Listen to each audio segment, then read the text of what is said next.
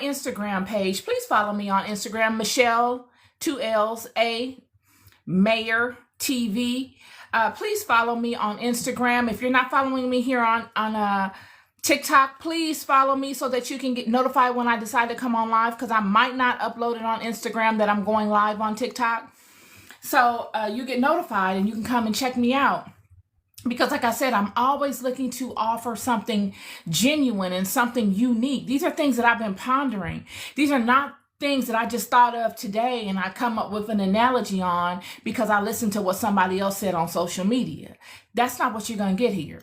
I might listen to what someone else says on social media. Like this morning, I heard Andrew Tate communicate something about Satan that spawned my interest, but I already knew a lot about that conversation.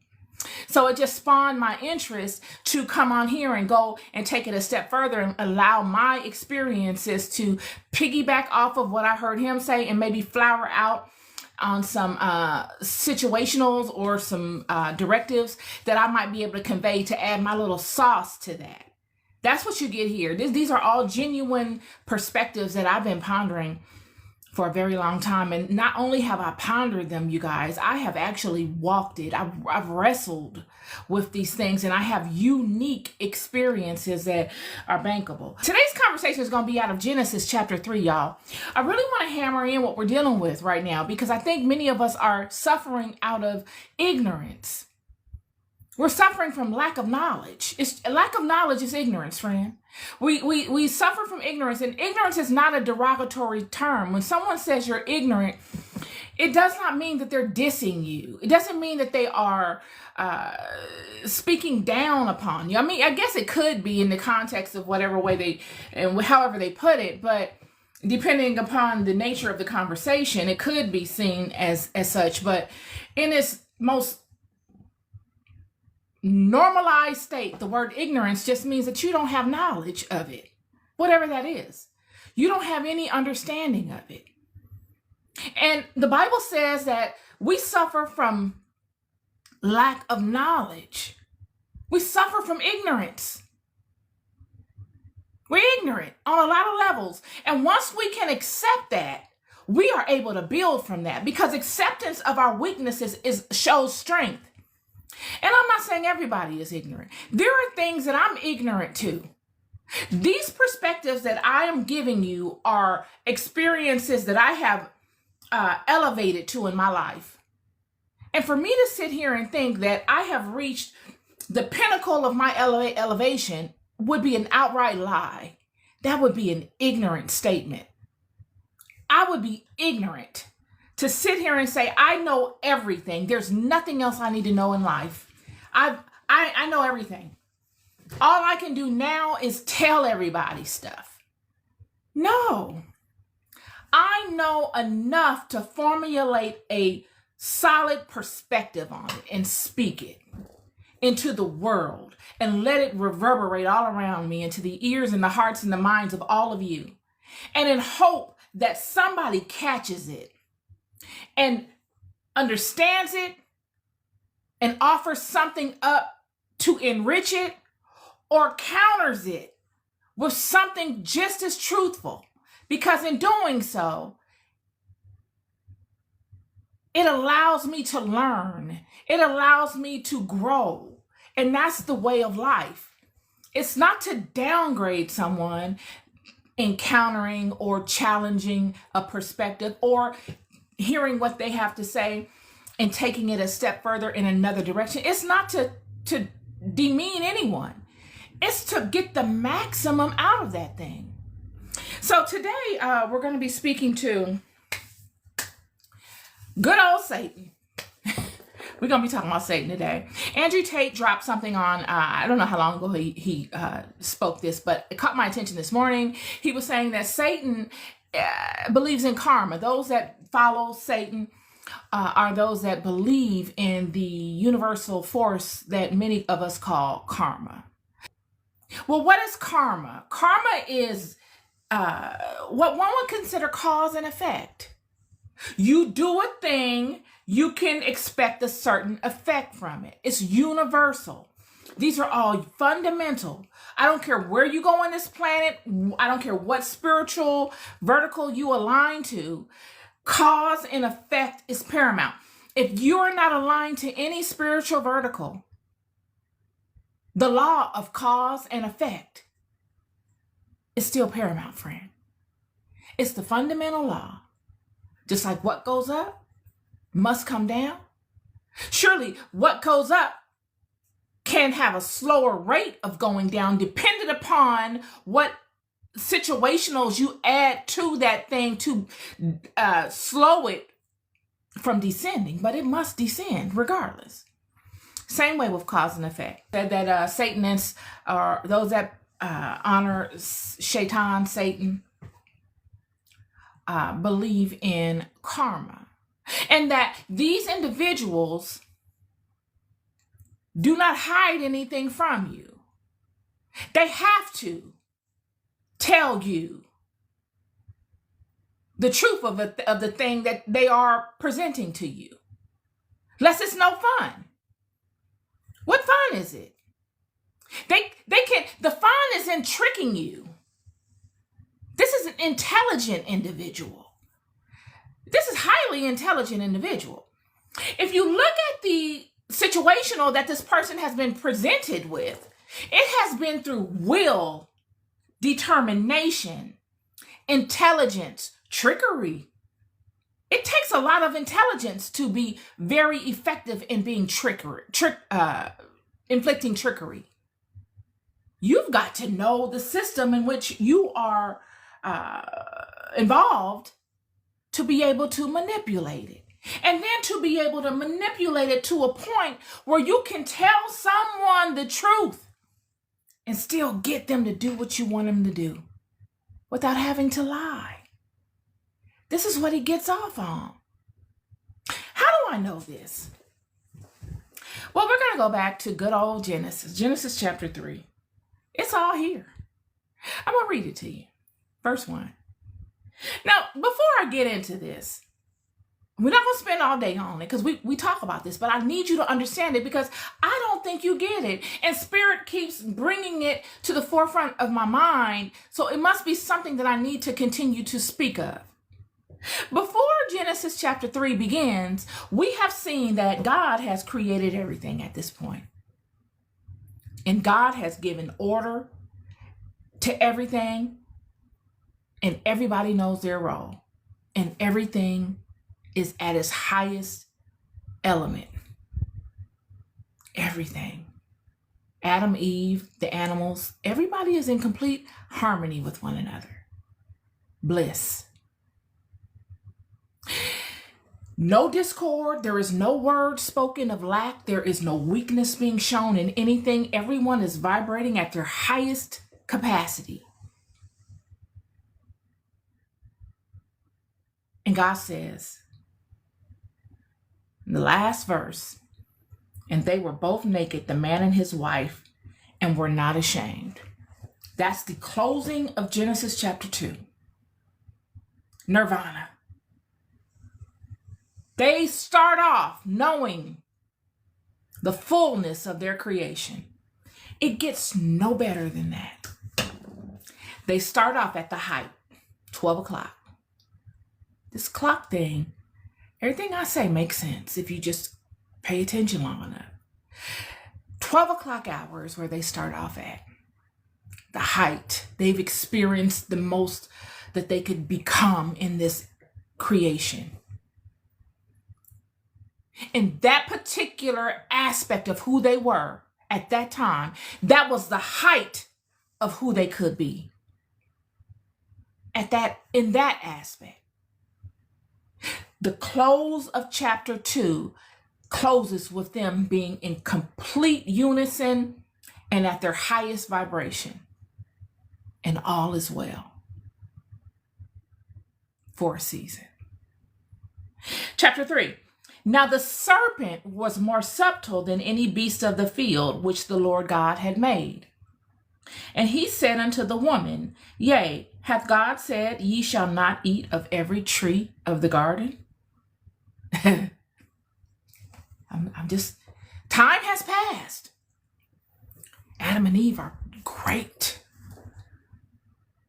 Everything is great.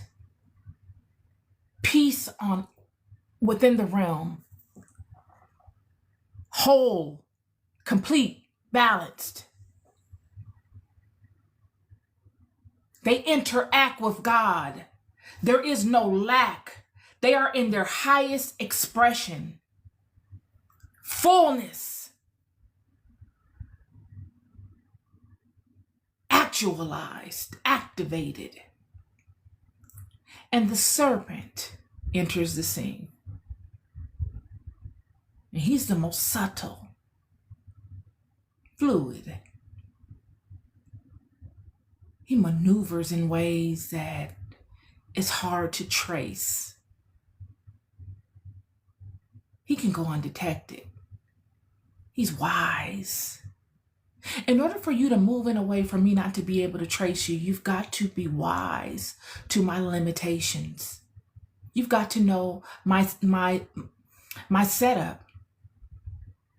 I was watching The Real Tarzan. I like The Real Tarzan. He was standing before this cobra. And the cobra was down to the ground. And he came and tapped it on his head. And it rose. And he starts doing this. All this kind of stuff. To the cobra. And I thought, isn't that interesting? And the cobra's trying to do what the cobra does to lock in on him. But this Real Tarzan guy knows his nature. He knows how to keep him at bay. He knows how to control him by what? His nature. He does not just meet him where he is. He does that. But he dominates him because he's wise to his nature. What we're seeing here in third book of Genesis is the exact same thing being done to Eve by the serpent. The serpent has locked in on Eve. He's got her isolated. And he says, now the serpent was more subtle than any beast of the field which the Lord God has made. You can't trace him. He moves in ways that once you think you saw him, he has a way of doing something that moves something in a whole other area. And just for a second, when you take your eye off and you look back, he's gone. Where'd he go? Can't see him. Where'd he go? You think something that's completely not related to him is happening, and you take your eye off to see, and you look back and he's gone. Not knowing that that thing you went to go see was affected by him because he's so long. The portion of him that you were originally locked in on was just a small portion. And now that you've turned to look, you can't trace him. He knows your nature. He knows how to throw you off. He knows how to go undetected. He knows how to manipulate you.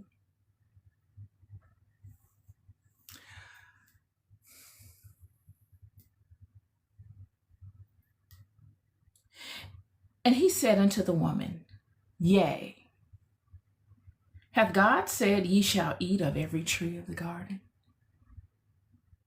He poses her with a question. That's all he does. He comes with a question. Why a question? Why not? When we see these fallen ones fall from their hierarchical rank into the world of the physical, and they start making themselves kings and rulers over nations and regions, we're seeing intelligent beings, yes, falling from ethereal places, but they're not falling into low-level roles within the earthly hierarchy. They could. They were commanded to do so. When they fell in rank from the spiritual hierarchy, they fell below Adam. We see this in the book of Enoch. We see Enoch coming before them seeking Enoch as a person worthy to do what? To go and petition God on their behalf. They had fallen so low in rank that they had no other recourse than to petition Adam. Enoch is an Adamu. Enoch is the son of Adam. He is a representation of man. They fell in rank so low that they could no longer go before God and hold us accountable. They fell in rank, so now Adam is the middleman between them and God. Adam is higher in rank than them. When we look in scripture, we see instances where it's spoken to, if you are not able to judge yourselves amongst men, how are you going to be able to judge the angels? It is your crown to judge them. But how do they find themselves king in the world? How? If Adam is able to command them, if they are not able to go before God and hold Adam or Adam's seed liable to any wrongdoing in this realm, then how are they in power? I'm showing you. Because the nature of it is right here in this book. It goes back. They never lose their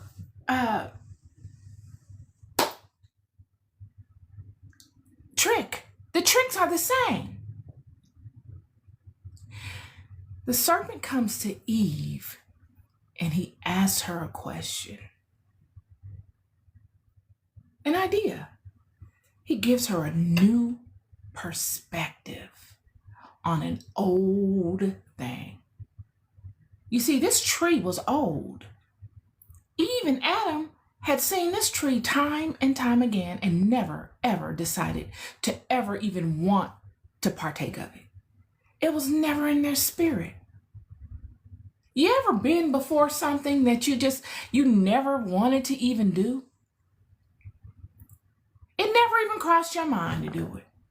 You've been standing in front of this thing. You drive past it. You go to the store that's right next to it. It's in your community. Whatever.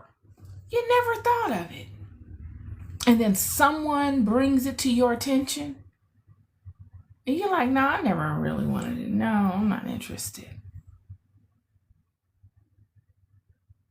And then now you start seeing variations of that thing. You see Tom down the street maybe doing it. Joe doing it. It becomes normalized. You start tossing it around in your mind, the comfort or the pleasure of it. Like, I could. I mean, they're doing it. I mean, an idea. That's the thing with an idea.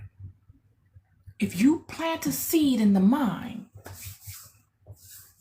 and you feed it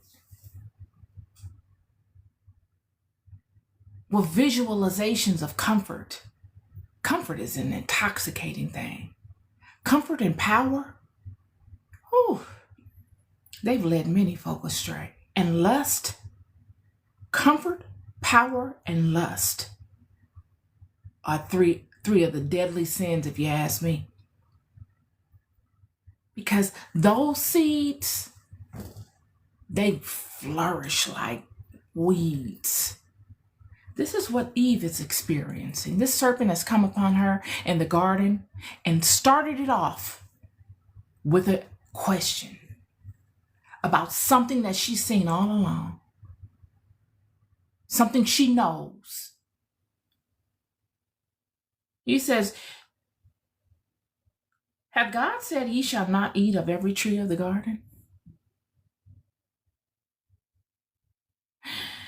And the woman said unto the serpent, We may eat of the fruit of the trees of the garden, but the fruit of the tree which is in the midst of the garden, God hath said, ye shall not eat of it, neither shall ye touch it, lest ye die.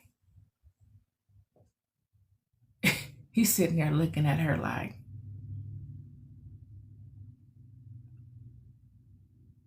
really? How do you know that?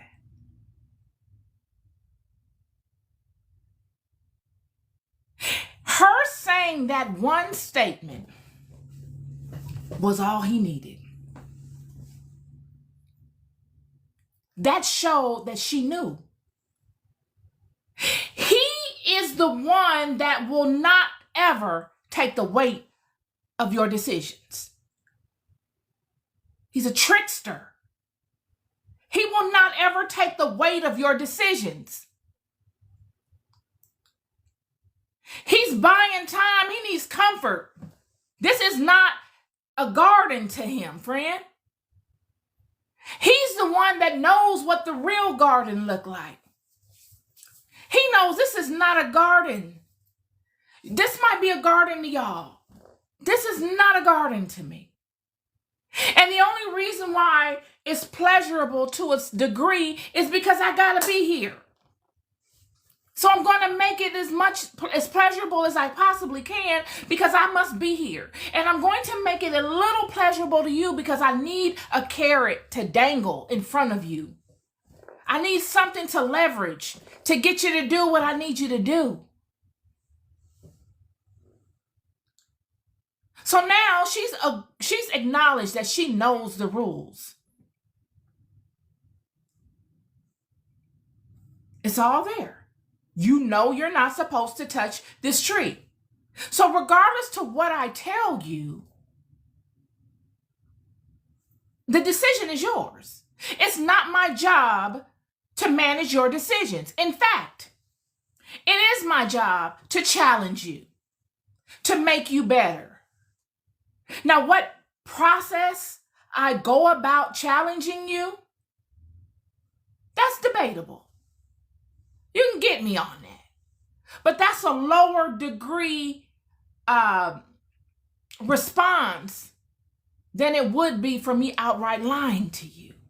See, me outright lying to you is a higher penalty that I'm not willing to take. I can take the penalty of choosing the wrong words. I'll take that. And that's what he does. And the serpent said unto the woman, ye shall not surely die. For God doeth know that in the day that ye eat thereof, then your eyes shall be open, and ye shall be as gods, knowing good and evil. There's no lie. He did not lie. He told her the truth. He told her the fact of the matter.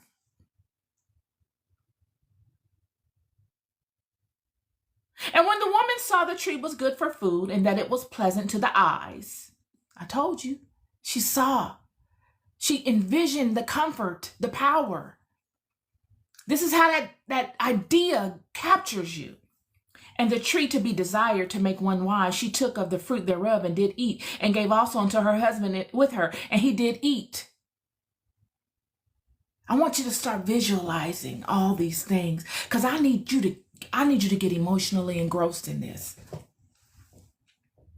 This is him.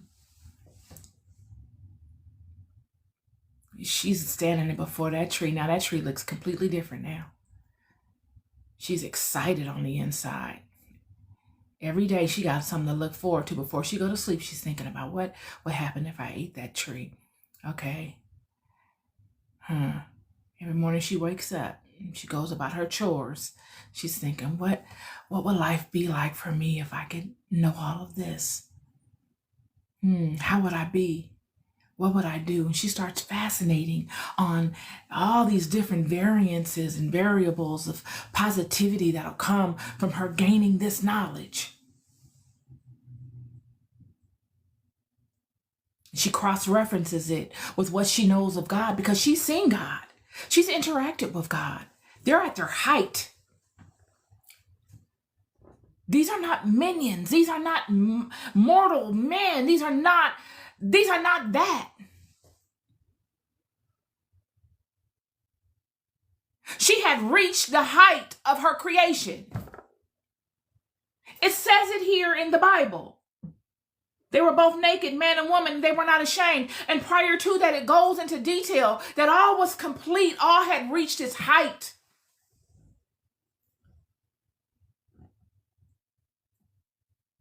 Yet, there was no next level as of yet. And God created these people to always strive. It's written within their code, within all of our codes, to always try. Even within the serpent's code, to always try. Because how else could he have been so ingenious to overcome, all of which was compounded upon him from this act? Everybody has the element of striving within them, overcoming.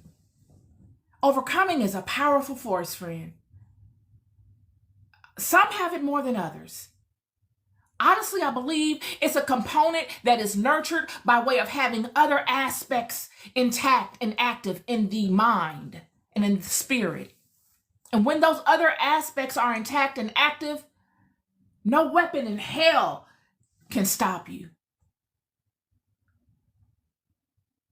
And this entity has those characteristics intact, the serpent. And this is what keeps him going. This is what keeps him always floating above Adam. Because he came into something whole. Adam, when he fell, Adam in his creation would have to rise to these levels. He had the knowledge. The serpent had the knowledge. Adam would need to ascend.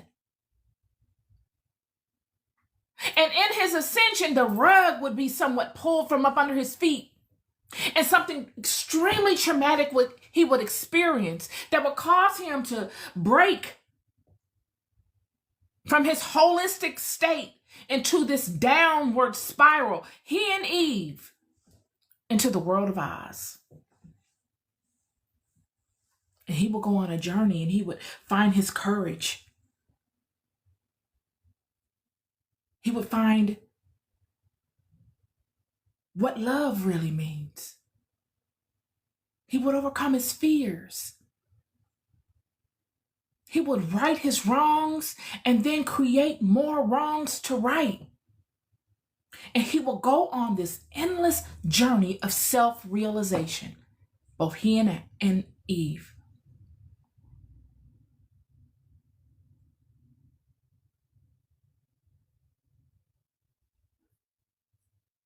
And their eyes, and the eyes of both of them were open, and they knew that they were naked, and they sewed fig leaves together and made themselves aprons. Here we are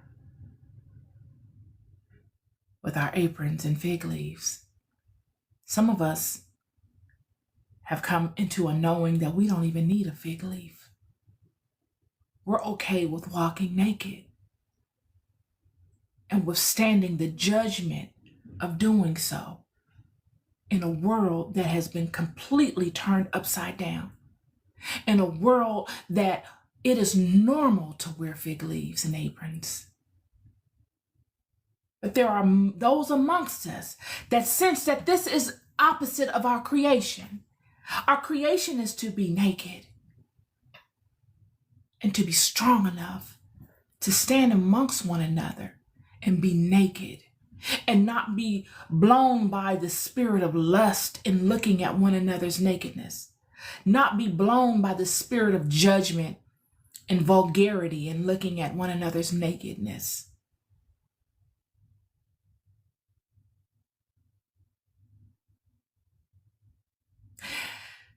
So surely what Mr. Tate said was absolutely true. I don't know what the Satanist rules are in that environment, but if we look at what is described here in Genesis chapter 3, we see the nature of this individual.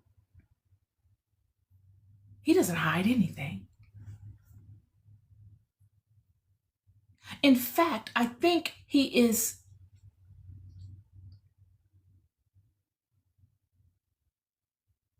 curious when one comes amongst and sees him in a world where many can't trace him.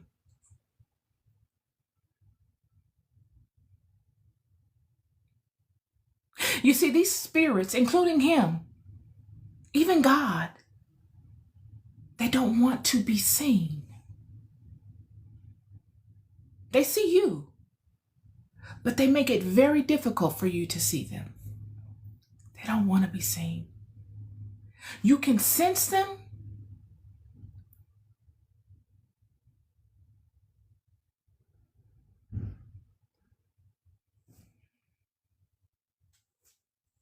they don't want to be seen.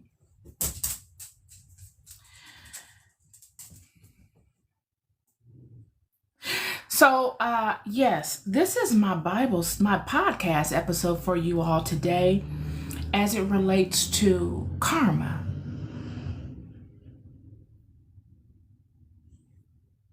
He avoids karma. But what he does is he works through Adam and Adam's seed. And Adam experiences the brunt of the karma. How? Out of wanting to partake of the comforts of his kingdom. He has made his parlor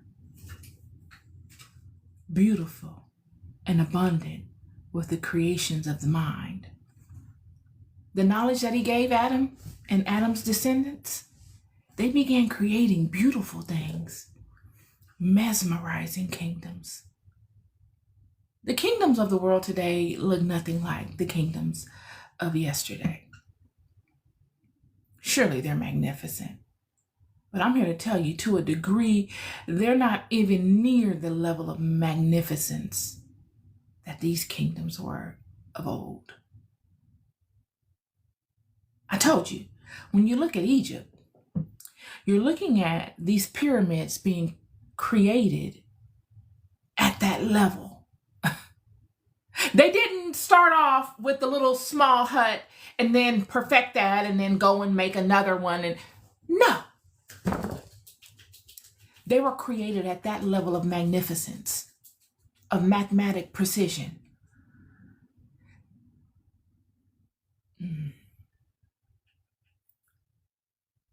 Yeah.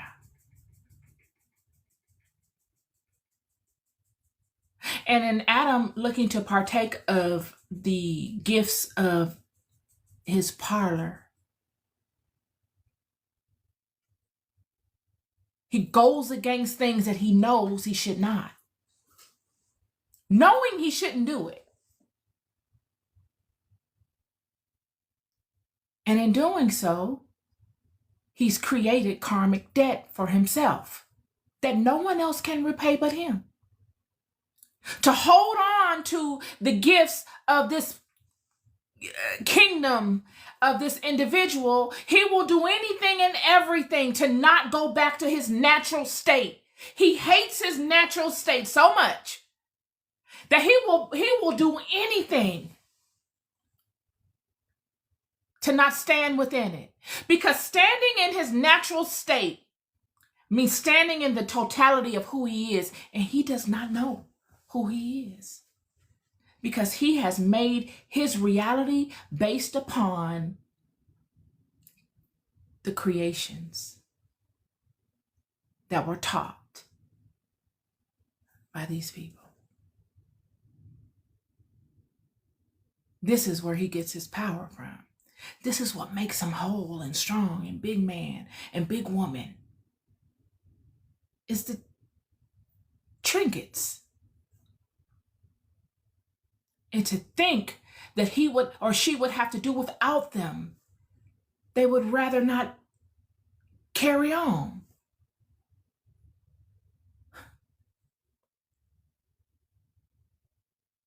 So yeah, I saw that today and it touched my spirit, and I thought I would come forward. And I actually had another revelation hit me this morning that I don't even know if I should talk about. It has to do with this story, but I don't know if I should. Maybe I'll save it for, I'll save it for another time because I'm almost an hour in. And so I don't really know which way to go with that. And I don't know if we're ready to even have that conversation on here. But because I had saw the real Tarzan and he's handling these snakes. And, this is a deep conversation. This story right here is a very perplexing story. There's layers to this story. And this is just one layer of the story that I'm going to convey to you today. So surely, within Satan's kingdom, he shows you what that thing is. He could definitely play on words, but it's your reality, your job to find the truth of it. It's your job to know the rules to his game if you're going to play it. If you agree to play it, you got to know the rules. Yet if you don't know the rules and you decide to play, that's your fault. Because God cursed ignorance. And God said that in the Apocrypha. God cursed ignorance. Thus, karma, the pendulum, cause and effect is paramount. And what we will find is that he is very good at covering his tracks. He is very good at protecting himself. I said this in the beginning when I first came on. I'm telling you, when the hierarchy comes and the convention assembles themselves, I can see it now, like somewhat like the United Nations. All these things are mirrors of a greater thing. They will come and convene like those types of settings. And he's going to have a heck of a defense. I'm telling you, he's going to have a heck of a defense. And the thing is that God understands. How do I say that? Well, look at the children in Babylon. I'm going to do, I got something for you guys. The children in Babylon coming up, God would lead these children into bondage in Babylon. Of all the places in the world, Babylon. The same place that caused the creation, basically, of the house of Israel. The reason why God turned his back on everybody.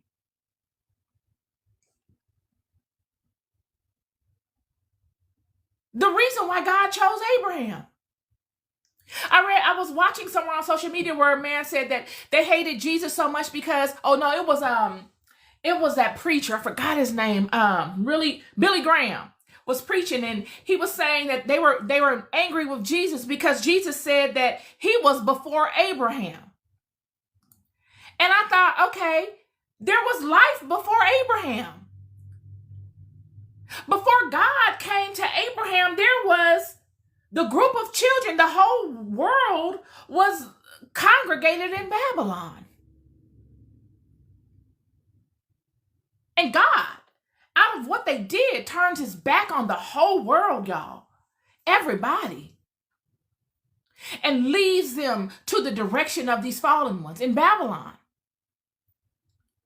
Yet Abram was looking for God. And God found Abram. That is the only reason God found Abram, was because Abram was looking for God in a world that was not looking for God. They were okay with what was going on. They knew nothing else. They thought nothing else. They never challenged their thinking. They were lost in the comforts. Why try for something more? Let's just settle with this. was the status quo. Yet Abram, one out of the world, was questioning. And Abram being in the right setting made Abram highly useful. Because Abram knew better than anybody the gods of that world. His father was one of the main creators of these idols. He was a powerful man. So because of Abram's intelligences, his upbringing, God could use him. Friend, there are many of you in the world that are acclimated with certain affairs of the world, whether they're mathematics, whether they're physics, whether they're chemistry, whether they're speaking, whether they're spiritual knowledge. All of these things you need to have before God comes and finds you useful. You've got to know something. Abram knew something. Abram wasn't just out here doing nothing. Abram was knowledgeable. Same way with David. How could David have navigated the walk that David navigated without ever seeing God? You don't ever hear David talking about he had a face-to-face with God. How did David know how to hold himself in such a way to keep the flow of God's power in his life so prevalent during these times? How? Because before he got in that situation, he already had a knowledge of God.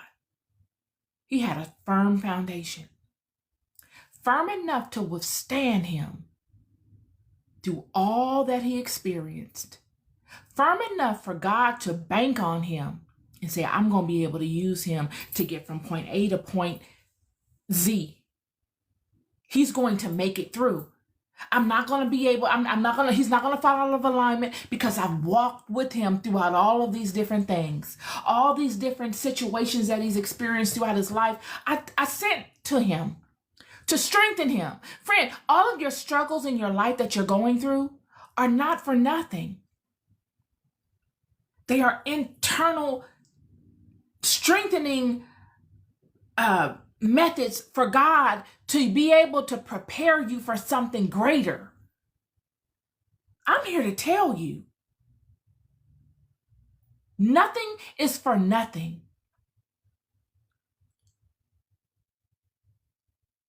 Cause, effect. God would know that these people, many of them would fall out of alignment while being in bondage within Babylon.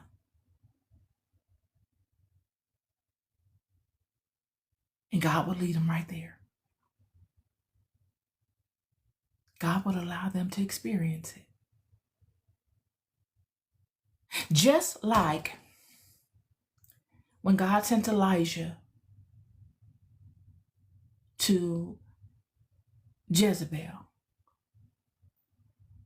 to Ahab. And he comes upon Obadiah. I believe it's Obadiah. Y'all don't quote me, okay?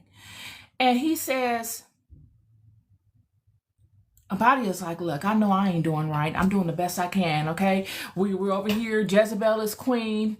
You know, we having to deal with this Baal situation. But I'm doing the best I can. I hid some of the prophets in caves and I'm feeding them so that they stay alive. If someone were to see him in his natural state in dealing with Ahab, they would say, God is not with you. You over here bowing to Ahab. Ahab is allowing Jezebel to make all the people worship Baal. You worshiping Baal too. Had to be. He had to be worshiping Baal as well. Yet God would use him.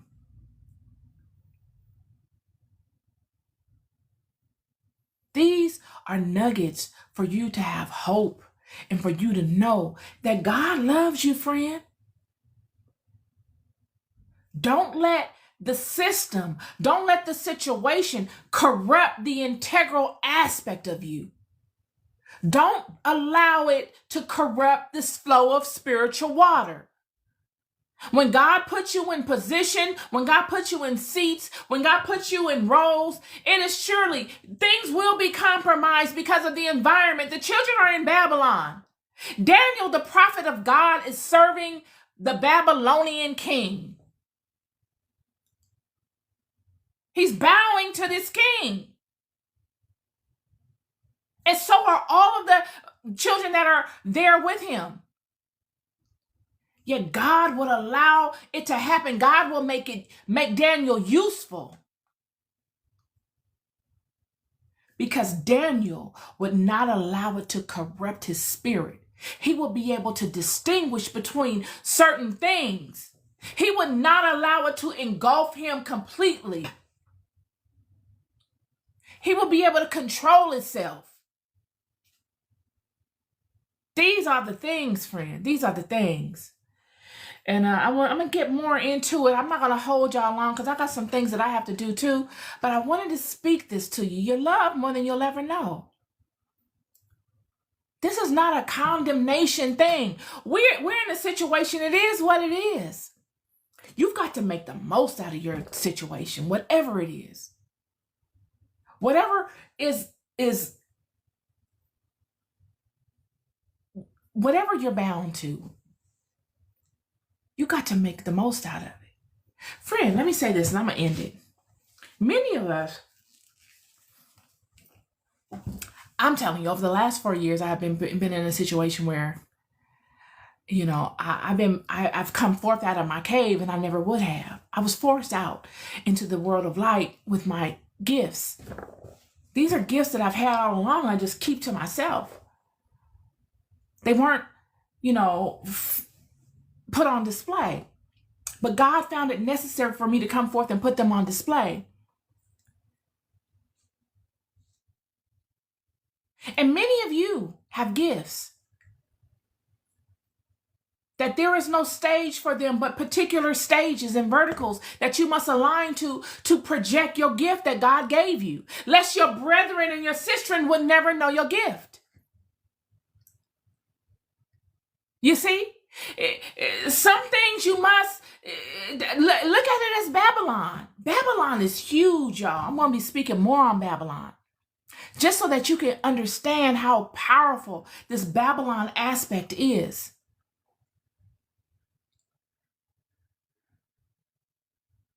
God gives the stock. The gift is God's gift. Babylon creates the stage. Babylon creates the bullhorn and the microphone that projects your gift in vast areas. But without God, there will be no gift. These are the things we must understand here. And we must never get them twisted. It is, and even Babylon would be nothing without God. I'm going to get more into it. Always looking to be useful to y'all, okay? I love you. If I didn't love you, boy, I sure wouldn't come forward. Nothing could make me come forward but love. Keep going. Happy Friday, everyone. Be good to yourselves and be good to each other. Like, please, and share. If this was good to you, please like it. Bless me with a like, and please share, and please follow. Okay? Be good to yourselves and be good to one another. Peace and love.